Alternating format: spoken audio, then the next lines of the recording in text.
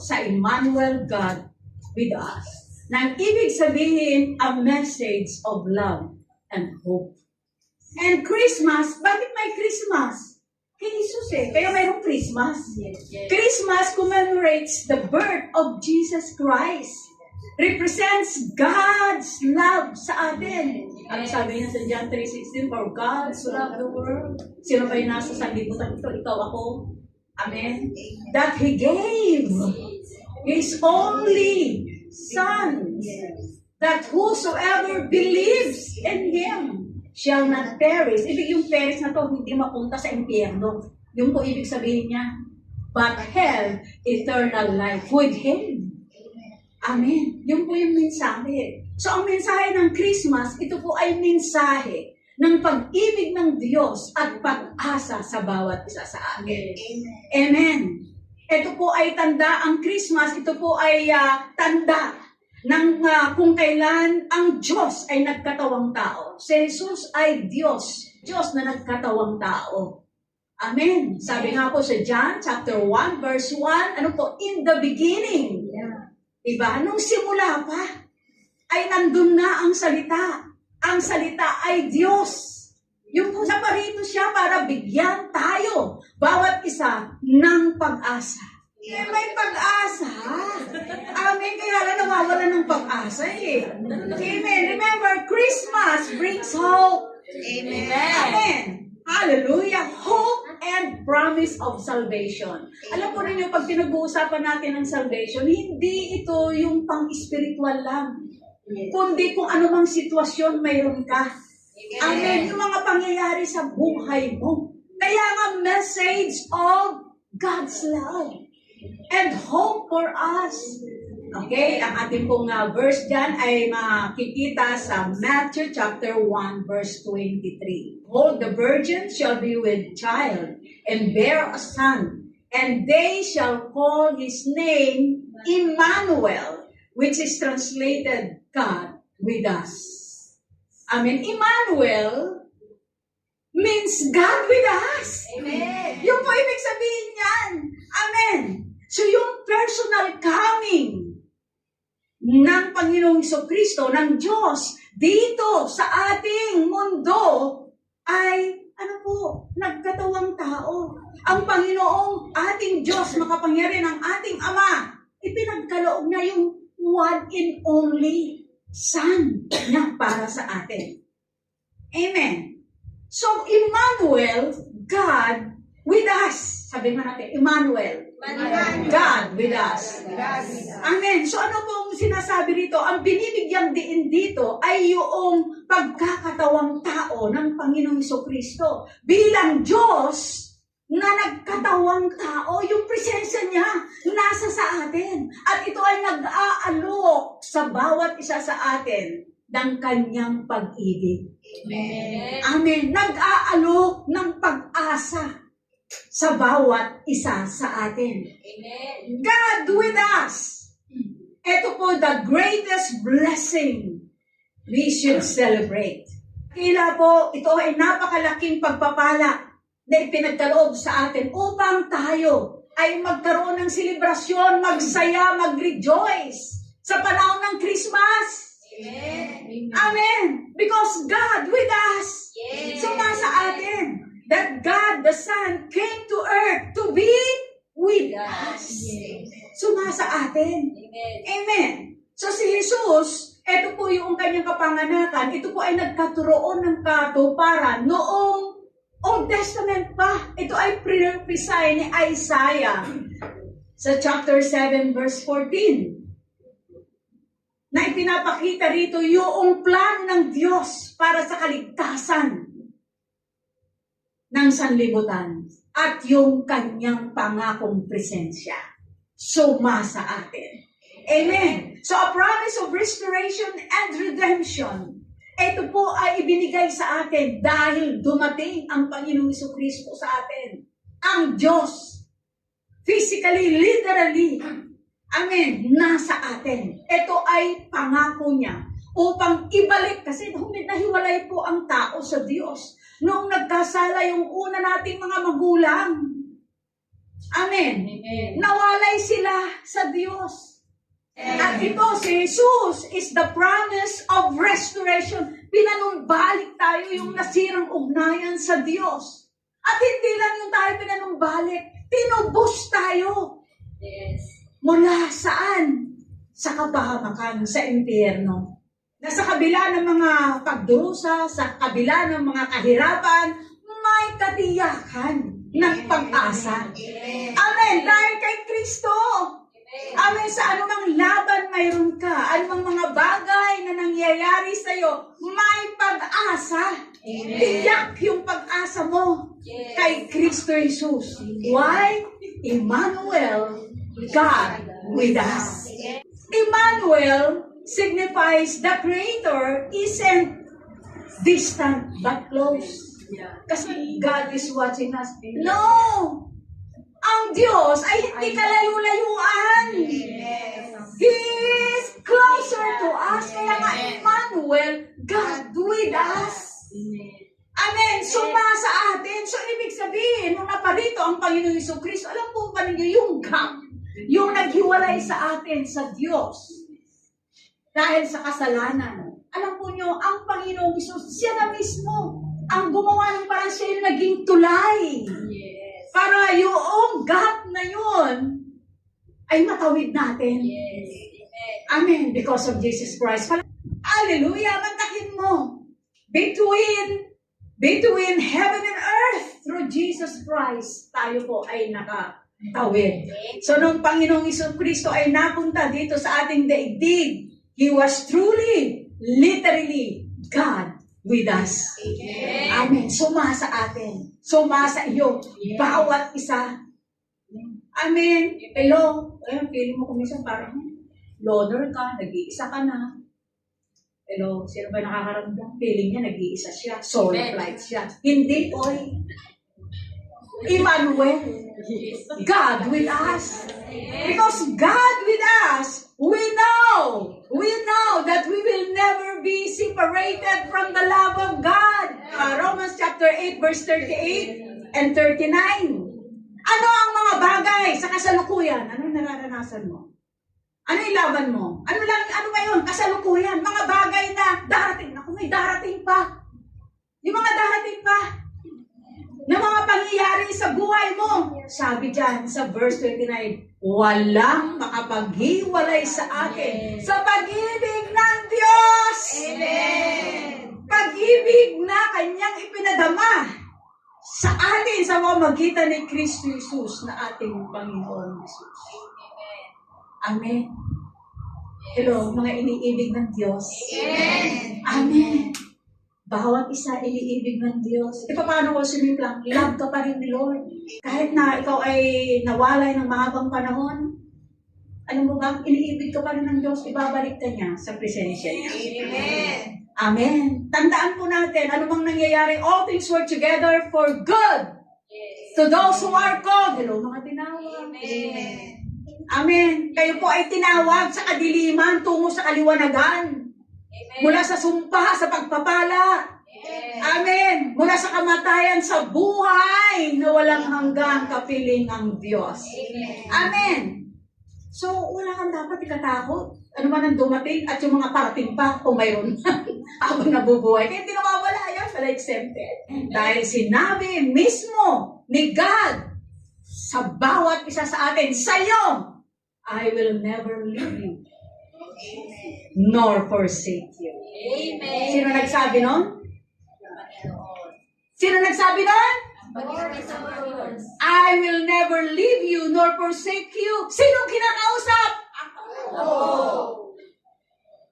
Ikaw yun! Yung kinakausap niya. Amen. Hindi ka niya iniiwanan. Hindi ka pinababayaan. So God with us comforts us. Amen. Ito yung nagbibigay sa atin. Amen. Ng kaaliwan, ng katiyakan. Alam ni Lord kung ano yung mga hurts mo. Alam niya yung mga pagdududa mo. Totoo kaya yun? Yung sinabi, yung pinipreach, totoo kaya yun? Totoo kaya na pinagpala ako? Totoo ba yun? May mga duda. Totoo ba na pag ako naglingkod, may reward ba? Totoo ba yun? Mga doubts. Amen. Alam ni Lord yung mga duda mo. Alam ni Lord yung mga kapaitan ng buhay mo. Hello? Amen. Hindi yung lingid sa Kanya. Ano mo sabi? Sa Psalms 46 verse 1, God is our refuge and strength, a very present help in times of need. Amen. So He is an ever-present help in comfort. Ibig sabihin, you never alone. Yes. Hindi ka nag-iisa. Amen. Amen. Feeling mo, solo mo yung problema mo. Feeling mo, ikaw lang makakasagot. Hindi. Kasama mo si God. Emmanuel, God with us. Yes. Amen. Hello? Remember this, you are never alone. Amen. Through the Holy Spirit na nasa atin, ang tinanggap mo si Jesus bilang tagapagligtas, nasa iyo ang banal na Espiritu Amen. ng Diyos. Amen. At alam nyo, sabi sa salita ng Panginoon, John chapter 14 verse 16, the Holy Spirit will abide with you forever. Amen. Kung may katatukatan, di takbo kay Lord. Amen. Tandaan po natin, His unconditional love for you, He comes closer. Yung pag-ibig ng Diyos na hindi natin kayang liripin, ito po yung naglalapit sa atin, sa Kanya. Amen. Grabe ang pag-ibig ni God. Alam po niyo, walang kondisyon ang pag-ibig ng Diyos. Amen. Amen. Amen. Yung pag-ibig niya, yun ang naglalapit sa atin, sa Kanya. Amen. Now, kung ang buhay mo, messy, magulo, kalat, sabog, ngayon, at hindi mo alam kung saan ka tatakbo, di ba? Talagay ko yung mga bakante dyan, kung saan tumatakbo. Pag may problema, kung saan, ano-anong hinahanap. Amen. Alam po ninyo, mga minamahal na kapatid, there is no place safer than God's presence. Yes. Amen. Amen. Palakpakan namin mga sarili na Hallelujah! Amen! Pag mayroon kang hinaharap, kaysa naman sa you are running away, hindi ka na umatin. Ako, wala naman dito, di ba? Wala na yung iba na umatin. They are running away from God. Pero pag may dumarating na mga laban sa mundo, mga problema, kaguluhan, run to God! Amen. Don't run away! Amen. Tumakbo, palapit sa Diyos. Tandaan po natin, His presence is filled with comfort. Yung presensya ng Panginoon. Amen? Yung kanyang kapayapaan. Yung kanyang kagalingan. Amen. The Lord is giving us peace. Malaya ka, masarap ka matulog. Kasi alam mo, God is with you. Amen. Kaya hindi mo lang alam, Pastor. Sugatan ang aking puso. Sa mga narinig ko, mga negative.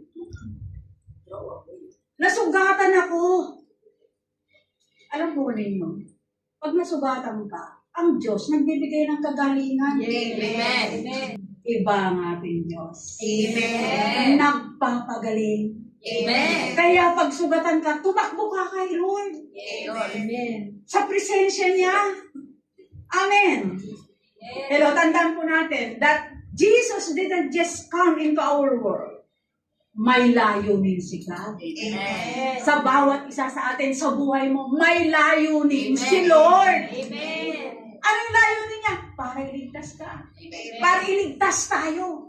Na pag sinabing iligtas, sa lahat ng anggulo, aspeto ng ating buhay, ililigtas tayo ng Panginoon. Amen. Kaya nga nakakatuwa yung pangalan natin eh. Jesus Christ saves. Whatever circumstances, situation, Jesus Christ saves. Amen. Siya po yung tagapagligtas. Palakpakan ninyo ulit sila. Hallelujah. Amen. Yung po ang dahilan dahilan. Kaya po siya nagkatawang tao, pumarito sa mundo natin. Lahat tayo walang pag-asa. At kailangan tayo ay masagip sa impyerno. Ano po sabi Romans chapter 3 verse 23? Hindi natin abot yung standard, yung pamantayan ni God. Amen. For all have sinned. May mga nagmamalaki, hindi naman daw sila nagkasala. Amen. Alam po yung nagkakasala tayo, isip, salita at gawa. Ang nakikita lang natin gawa, paano naman yung iniisip mo? Amen, yung iniisip natin na mga negatibo, nagkakasala ka doon. Amen. All have sinned. Lahat nagkakasala. Alam mo, hindi ako exempted doon. Hanggang ngayon, inaayos pa ako ni Lord.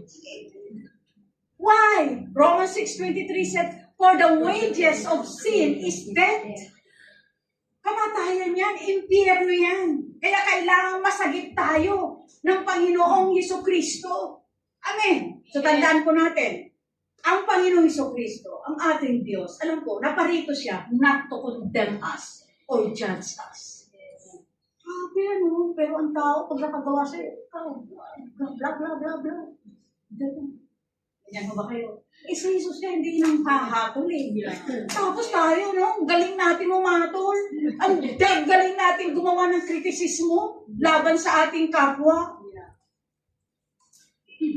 Di ba? Ikaw, ang dami nga sa'yo, nakaturo.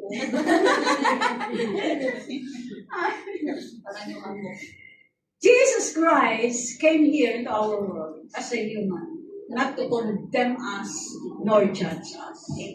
Amen. He comes to save us. Amen. Amen. Hallelujah. John chapter 3 verse 17 said, for God did not send His Son, Jesus Christ, into the world to condemn the world, but that the world through Him might be saved. Amen. Alam po ninyo, isa sa mga sinasanay ko sa buhay ko ngayon ay yung magsalita ng positibo. Yeah. Yes. Amen. Kasi naniniwala ko na mayroong maganda sa isang tao, sa isang bagay. Amen. Amen. Nakikita natin mga kapintasan. Amen. Pero I do believe, kung gaano man karami yung kapintasan niya, at least mayroong isa na maganda sa kanya. Amen. Bakit hindi tayo doon mag-well? Yeah. Sa magandang yun. Narito mo ba kayo? Yes. Amen. Amen. Huwag tayo magpasa. Huwag tayo magturo ng iba. Baka ang problema. Yun na yun. Jesus nga, hindi nagbubundin na. Hindi nga umahatol yun. Diba? So this Christmas, as we celebrate the birth of Emmanuel, remember that He is with us. Amen. Amen. Emmanuel is more than just a name. Hindi lang siya basta pangalan. Yun ay pangako ng Diyos. Yun ay isang kaaliwan sa atin. Ito yung pag-ibig at pag-asa sa atin. Yung pangalang Emmanuel. Yes. Amen. Jesus is Emmanuel, God with us. In every season, hindi lang tuwing December 25. Sa bawat panahon. Amen. Amen. He is Emmanuel. Amen. God with us. He promised to be with us. Kailan? Always. Ano ba sa always ang Tagalog? Lagi. Lagi. Amen. Matthew chapter 28, verse 20. I will be with you always. Grabe, no? Amen. Amen. Ang pangako ng Panginoon talaga, hanggang ngayon, ang susunod pa. Amen. Always, God has said, never will I leave you, never will I forsake you. Hindi kita iniiwan, hindi kita pinababayaan. Sino nagsabi nun? Panginoon. Si God! Yes. Sino yung kinakausap ni God? Ako. Ayun. Hindi kanya pinababayaan. Hindi kanya iniiwan. Amen. Amen.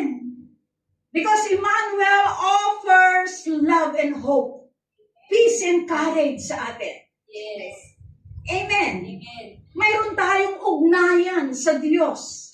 Amen. Nung tinanggap mo siya bilang Panginoon, sarili mong tagapagligtas, nagkaroon ka ng relasyon sa Diyos. Dati wala eh. Pero nagkaroon ka ng relasyon sa Diyos. Amen. Mayroon tayong relasyon sa Kanya. Amen. At dahil sa relasyong iyon, ay ipinahayag niya yung kanyang pag-ibig at patuloy na ipinapahayag yung kanyang pag-ibig sa'yo. Amen. Amen. Now, let's go to Psalms chapter 23. Ay, kabat. Amen. Ano sabi? The Lord is my shepherd. I shall not want. So, Jesus gave His life for the sheep. John chapter 10, verse 11. Sino yung sheep? Ikaw. Amen. Amen. Yes. Na iniligtas niya. Amen. He is our shepherd. Amen. At ibinigay niya yung buhay niya para sa atin, para sa iyo, sa ating lahat. Yes. Amen.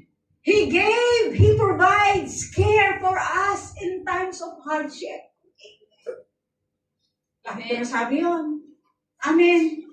Eh sabi niya sa verse 2, He makes me lie down in green pasture. He leads me beside the still waters. Amen.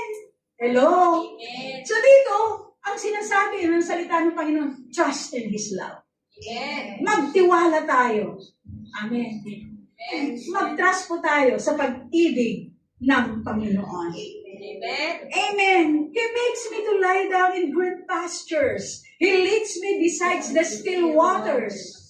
Sa presensya ng Diyos, mahihimlay ka ng panatag. Yes. Amen. Mayroon kang kapanatagan. Ibig sabihin, wala kang alalahanin, panatag ka. Yes. Amen. Amen. Amen. Hindi ka doon nagdudwell, panatag ka. Nakahimlay ka kay Lord sa presensya niya. Remember that the Holy Spirit is our comforter. Diba? Amen. Pag ikaw ay hindi panatag, wow, may ganun ba na Espiritu Santo, inaano ka. Amen. Bawat isa sa atin. Yes. Amen. Amen. Hallelujah. Oh, ang gaganda ng mga upo niya. Hindi niya chinek yung upuan kung yan ba ay matutumba kayo o walang isang paa. Basta sumka. Basta umupo ka na lang dyan ng basta-basta. Trust. Ganun din naman ang sabi ni Lord, pumimlay ka sa akin. Yes. At mapapanatag ka. Verse 3 of Psalms. He restores my soul. He leads me in the paths of righteousness for His name's sake. Minamahal, we need daily restoration. Amen. He restores my soul. Nawalan ka ng sigla, nawalan ka ng gana. Amen. The Lord restores us. Siya yung nagpapanumbalik ng mga kabalasahan sa atin. Mula sa kabalasahan. Amen. Kaya kung kinanghihinaan ng loob, ano po? Ang Diyos palalakasin ka Amen. ng kanyang kapangyarihan at ng kanyang biyaya. Amen. Amen. Kaya ang sarap magbasa ng salita ng Panginoon. God is with you. Always.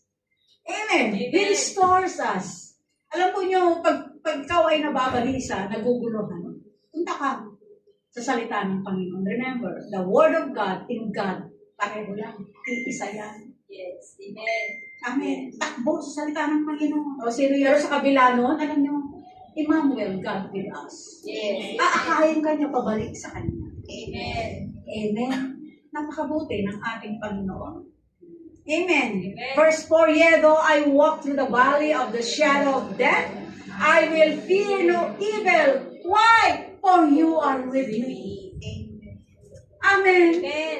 Dahil sumasa akin ka, sinasamahan mo ako. Your rod and your staff, they comfort me. Amen. Amen. So the presence of God gives confidence. Amen. Amen. To pass through the difficulties without fear. Amen. Amen. Hello?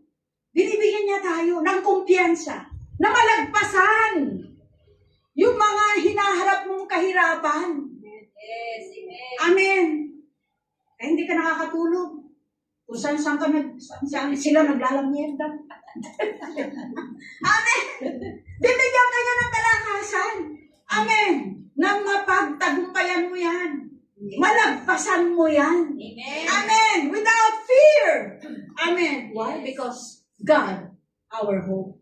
Amen. Amen. Siya po yung ating pag-asa. Siya po yung ating kaagapay. Siya yung ating sanggalang sa buhay na ito. You are with me in every situation of life. Amen. Emmanuel. Amen. Yes. Amen. Amen. Sa atin siya, kasama natin siya sa anumang sitwasyon sa ating buhay, sa anumang kalagayan sa ating buhay. God is with you. Yes. Amen. Amen. Hello. At dahil God is with us, God is with you. Alam po nyo, pinamalas niya talaga yung kanyang omnipresent love. Amen. Because God is with us, we can overcome fear. Yes. Amen. Yes. We can overcome anxiety. Yes. Amen. Amen. And feel His guiding presence in all life challenges. Yes. May hamon Hinahamon yung faith mo kay Lord Hinahamon yung pag-ibig mo kay Lord. Hinahamon yung commitment mo kay Lord. Amen. Amen. Hello. Pero, God, Emmanuel, with us. Amen. Amen. Hallelujah. Kaya yung mga challenges na yan, tanggapin mo yan. Amen. Amen. Face the challenge. Accept the challenge. At doon mo mapapatunayan, makikita that God is with you. Amen. Emmanuel. Yes. Amen. Amen. Hallelujah. Amen. Praise God. Amen. So there is hope in trials. Yes. Amen. Katulad sinabi ko, sinusubok yung pananalig mo Sinusubok yung katapatan mo sa Panginoon, yung loyalty mo, yung commitment mo, yung sinabi mo, I love you. Sinusubok yun. Amen. Amen. Hello, there is hope in trials. Mga minamahal, in difficult times, the promise of God with us means we are not alone. Amen. Amen. Hindi ka nag-iisa. Amen. His presence provides strength. O sino yung walang hamon sa buhay? Meron naman Kaya lang, alam mo ba't ka nandito? Napagtagumpayan mo. God provides His strength sa buhay mo. Yes. Amen. Amen. Amen. Ano sabi sa Isaiah chapter 43 verse 2? Dumaan man ako sa ilog, di ako malulunod. Diba? Dumaan man ako sa sakot, di ako masusunog. Dahil kasama mo ang Diyos. Amen. Amen. Yung mga apoy ng problema, gusto kang lunurin ng problema. Amen. Hello. Amen. Hindi ka matatakot. Why? Emmanuel. God with us. Amen. Hallelujah. Praise God. Verse 5 of Psalms 23. You prepare a table before me in the presence of my enemies. You anoint my head with oil. My cup runs over. Ang tinutukol po rito is God's favor and blessing sa buhay mo. Amen. Amen. At dahil doon sa pabor niya, sa pagpapala niya sa iyo, may ingit yung umaaway sa iyo. Amen. Nakikita ka niya sa kabila ng mga batong mga hindi magaganda sa iyo, nangyayari sa iyo. Sabi niya rito, you anoint my dahil sa pabor at sa pagpapala ng Diyos sa atin. Amen. And in verse 6, dahil sa kabutihan ng Panginoon, God is our shepherd, masasabi natin sa ating sarili, sa iyong sarili, surely goodness and mercy shall follow me all the days of my life. And I will dwell in the house of the Lord forever. Maganda sa Tagalog. Sabi niya, dahil sa kabutihan, sa pag-ibig ng Diyos, Lord, sa templo mo, lalagi ako, hindi ako a-absent. Yes. Amen. Amen. Yung po ibig sabihin niya. Amen! Yes. Pipiliin ko sa templo mo. Amen. Manahan sa presensya mo. Yun po ang sabi dyan eh. Sa templo mo lalagi at mananahan. Amen. Amen. Hello, mga minamahal. Hallelujah. Amen. Praise God. Yes. Amen. Salamat sa Diyos pinili mo. Amen. Manatili, manalagi. Amen. Amen. Hallelujah. Our shepherd, Emmanuel, God with us. Sinasamahan niya tayo through life's pilgrimage. Itong buhay na to lakbayan sa atin eh. Sa ating lakbayan, marami kang talagang susuungin. Kung minsan, mawawala ka sa, para kang nasa forest, mawawala ka, hindi mo na alam. Kung minsan, madadapa ka, matatamilok ka, mapupunta ka kung saan. Amen. Pero ang Diyos, God, Emmanuel, God with us. Amen. Amen. Amen. Accompanying us through life's pilgrimage sa paglalakbay natin. Amen. At sa paglalakbay natin, we receive His constant help. Amen. Yung kanyang tulong. Ano pa? Yung pag-ibig ng Diyos. Yung suporta ni God. Amen. Amen. Hello. So no matter what happens, we can trust God to work in all things for our good. Amen. Amen. Yes. Amen. Romans 8:28. Sa lahat ng bagay, ang Diyos ay gumagawa ng kasama niya. Kasama natin siya. Ang mga tinawag, sino mga tinawag? Ayon sa kanyang panukala, mayroong purpose si Lord sa buhay mo. Amen. Amen. At yun ay makapagbigay ng kaluwalhatian, karangalan sa Kanya. Amen. Amen. Para saan daw? Sa kanilang ikabubuti pati. Amen. Ay, ang sarap na ang tanong ko sa presensya ng Lord. Ang sarap talaga pumunta sa templo. Yes. Amen. Lagi-lagi. Di ba? Yes. Pag mayroong church celebration. Di ba? Amen. Amen. Yes. Hallelujah! At ang maganda, surely goodness and mercy shall follow me. No, grabe! Sinusundan ka! Amen. Amen! Ng pagpapala! Amen! Ng pabor ni God! Kaya naman, loves na loves mo, gustong gusto mo, ang dumating sa templo! Amen. Manahan sa kanyang presensya. Amen. Yes. My beloved sisters in Christ, the Holy Spirit makes the real presence of God today sa ating kalagitnaan. Amen. At mapagtagumpayan natin yung mga bagay na dumarating sa ating buhay with His enabling power. Amen. Amen. May purpose si Lord sa buhay natin, sa bawat buhay ng bawat isa. Amen. Amen. Life of purpose. Ano pa? Life of full joy and constant communion with God. Yung ating pakikipag usap sa Panginoon. Laging kasama ang Diyos. Tandaan po natin, this Christmas is a message of love and hope para sa atin mula sa Diyos. Amen. At alalahanin po natin ang Panginoon. Lagi. Amen. At bilang pangwakas, iwanan ko po kayo ng isang verse. Sa Isaiah chapter 9 verse 6. For unto us a child is born. Unto us a son is given. And the government will be upon his shoulder. And his name will be called Wonderful, Counselor, Mighty God, Everlasting Father, and Prince of Peace. Siya lang po makakapagbigay nito sa atin.